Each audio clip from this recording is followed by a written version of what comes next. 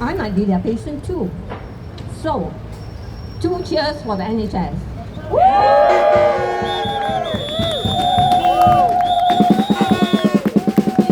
NHS. Defend the NHS! Defend the NHS! Defend the NHS! Defend the NHS! Whether you're rich or you're poor, you are entitled to good health care. Okay? That's the first thing I'm going to say. The second thing I'm going to say is about Gaza. Anyone who lived the last 17 months without being upset about Gaza, I have a problem with him or her.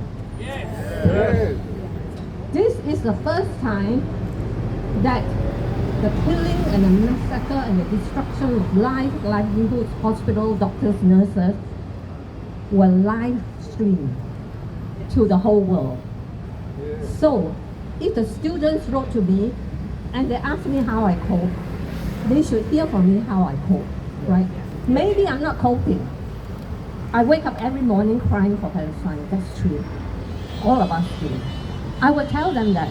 I won't pretend I'm a superwoman, but we know that it's our duty to stand for people who are suffering, who are being oppressed, and people who have lost their homes.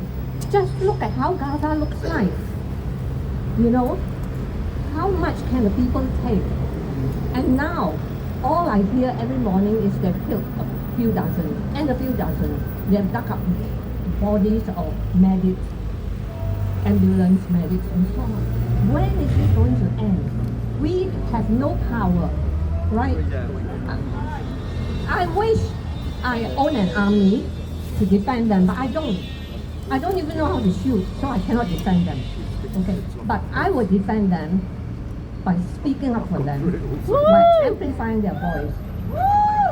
We must do that, and that we can do.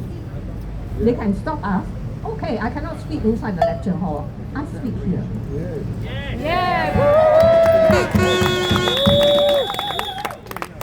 I am the disinvited speaker of the BMA, giving her speech on the pavement. Shame on the BMA! Shame on the BMA!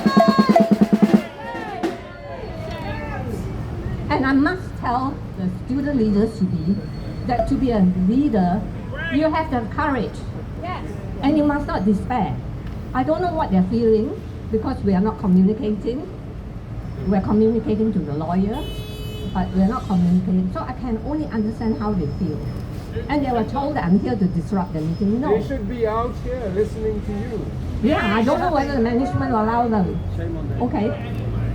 So, it is that kind of situation. We live in a world like that, where the powerful get to snatch away not only the answers, but the questions of people who care. The students are not advocating for Gaza. They just want to know how I cope with a terrible situation. That's all. And I actually did not want to go through my usual thing of support the Palestinians and so on and so forth, which is my role. I'm the founder of Medicaid for Palestinians anyway, right? But I will not abuse that. I want to say, first of all, when you're faced with a desperate situation, when all hope is gone, then cling on to hope.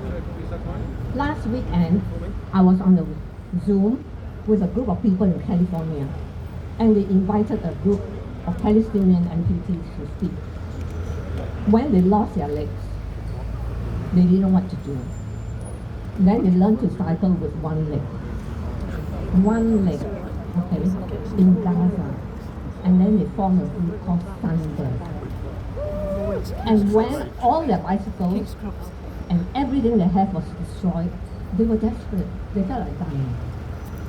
And then you know what they told us? They said, then when we got together, we are going to be useful. We are going to cycle on one leg and deliver food, water, medicine to all the displaced people.